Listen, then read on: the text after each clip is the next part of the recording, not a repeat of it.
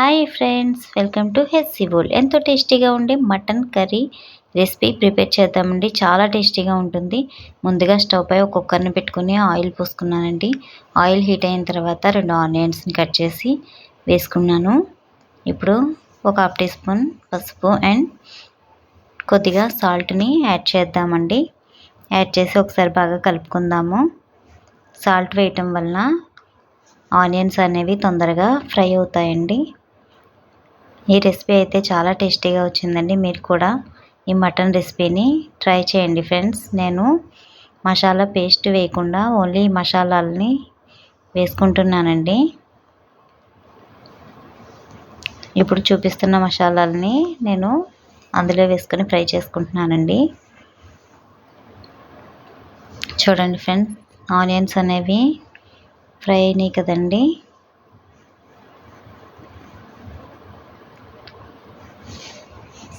ఇప్పుడు ఒక స్పూను అల్లం వెల్లుల్లి పేస్ట్ని యాడ్ చేద్దామండి.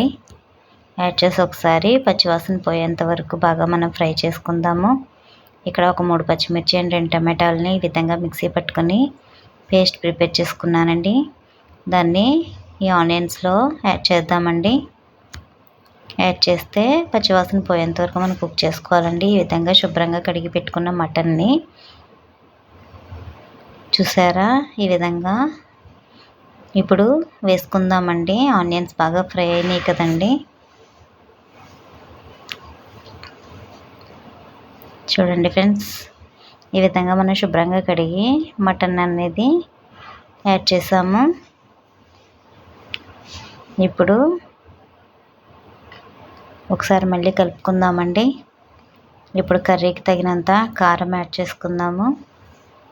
నాన్ వెజ్ కర్రీస్లోకి కారము ఎక్కువే పడుతుందండి. ఒక స్పూను ధనియా పౌడరు యాడ్ చేద్దాము. అలాగే ఒక స్పూను జీరా పౌడర్ని కూడా యాడ్ చేశానండి.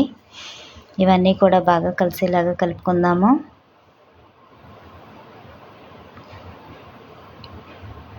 ఇప్పుడు కొద్దిగా గరం మసాలా పౌడర్ని కూడా యాడ్ చేశానండి. ఇప్పుడు కొద్దిగా వాటర్ని కూడా యాడ్ చేద్దామండి.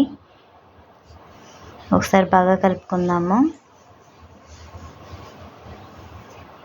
ఇప్పుడు ఒక 3 టేబుల్ స్పూన్స్ పెరుగు వేసుకుంటున్నానండి.